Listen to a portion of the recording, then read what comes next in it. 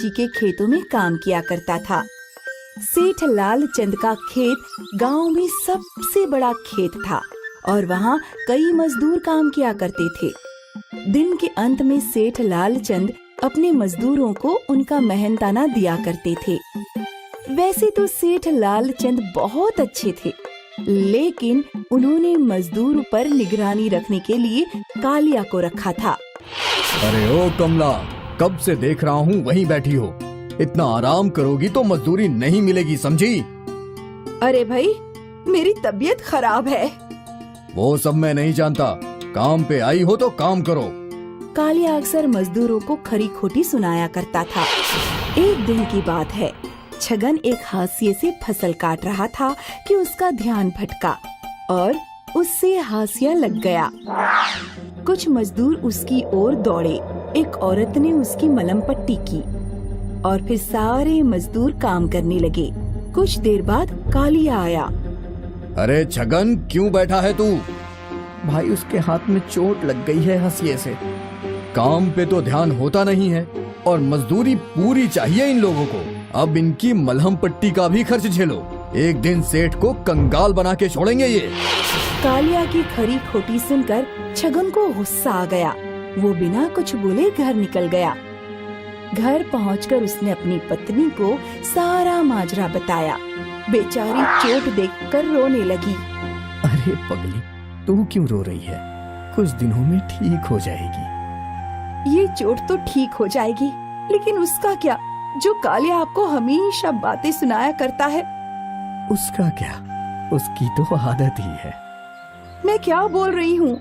क्या आप मजदूरी करना छोड़ नहीं सकते? मजदूरी नहीं करूँगा तो करूँगा क्या? हम मुर्गियाँ खरीद के अंडे बेच सकते हैं। और मुर्गियों के लिए पैसे कहाँ से आएंगे? मेरा क्या, बाप दादा विरासत में कोई खजाना थोड़ी ना छोड़ के गए हैं। माला ने अपने हाथों के दोनों कंगन निकाले और कानों की बालियां भी। गहने सिर्फ शोभा बढ़ाने के लिए नहीं, बल्कि जरूरत के समय काम आने के लिए भी होते हैं। नहीं नहीं, मैं ये नहीं ले सकता। माला की अधिक जिद करने पर छगन ने वो गहने ले लिए। छगन और माला बाजार गए और वहाँ उन्होंने वो गहने एक सोनार के पास गिरवी रख दिए और उन्हें 2000 रुपए मिल गए। फिर माला और छगन एक मुर्गी वाले के पास गए। भाई, एक मुर्गी कितने की है? वैसे एक मुर्गी 100 रुपए की है, लेकिन अगर आप 10 मुर्गियाँ लो तो मैं एक मुर्गी मुफ्त में दे दूंगा। अरे वाह! छगन ने व्यापारी को 1000 रुपए दिए और व्यापारी ने एक बड़ी सी टोकरी में 10 मुर्गियाँ और एक मुर्गा भर दिया। छगन और माला घर आए और फिर उन्होंने बैम्बू के टुकड़ों से मुर्गियों के लिए एक घर बनाया। मुर्गियों को अंदर खेलता कूदता देख माला और छगन बहुत खुश थे। अगले दिन माला ने सभी मुर्गियों के अंडे इकट्ठे किए। छगन उन अंडों को एक व्यापारी के पास ले जाता और उसे 10 अंडों के 30 रुपए मिला करते। ये उनका रोज का सिलसिला था। एक महीना बीत गया और आज छगन अपनी महीने की आमदनी गिन रहा था। एक दिन का 30 रुपए, मतलब महीने का 900 रुपए। और आपको मजदूरी मिलती थी 500 रुपए। मैं सोच रहा हूँ कुछ पैसे जोहरी को दे आऊं। नहीं नहीं, जो पैसे ज्यादा हैं उनसे और मुर्गियाँ खरीद लाएंगे, इससे और ज्यादा मुनाफा होगा। छगन ने माला की बात मान ली और वो व्यापारी से 5 मुर्गियाँ खरीद लाया। अब उन्हें रोज 15 अंडे मिला करते थे। ये देख माला बहुत खुश थी। अगले महीने जब छगन वापस हिसाब करने बैठा तो हर दिन का 45 रुपए, मतलब महीने का 1350 रुपए। अरे बाप रे! अब छगन को गणित समझ आ गया। अब अगले 3 महीने तक छगन 10-10 मुर्गियाँ खरीदता रहा। अब कुल मिलाकर छगन के पास 50 मुर्गियाँ थीं। अब से रोज उसे 150 रुपए मिला करते थे। ये देख वो बहुत खुश था।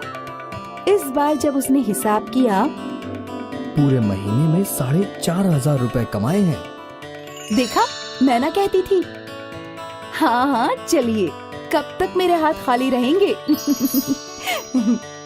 दोनों सुनार के पास गए। 2,000 रुपए के ब्याज के साथ 2,250 रुपए हुए हैं। ये लीजिए। छगन ने पैसे दिए और जेवर वापस ले लिए। वहाँ छगन को एक नथनी दिखी। वो नथनी कितने की है?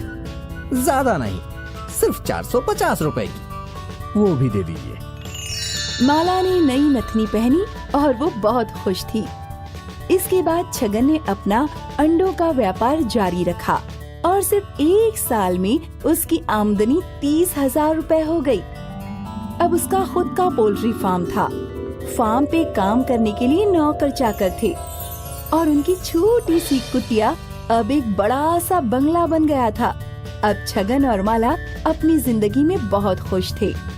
सिर्फ 1 साल पहले छगन एक मजदूर था और अब वो एक पोल्ट्री का मालिक। अगर माला जिद ना करती तो अब भी छगन मजदूर ही होता। इसीलिए बच्चों, कहते हैं कि सफलता के लिए सिर्फ एक अवसर की जरूरत है, जैसे छगन को मिला और वो सिर्फ 1 वर्ष में सफल हो गया।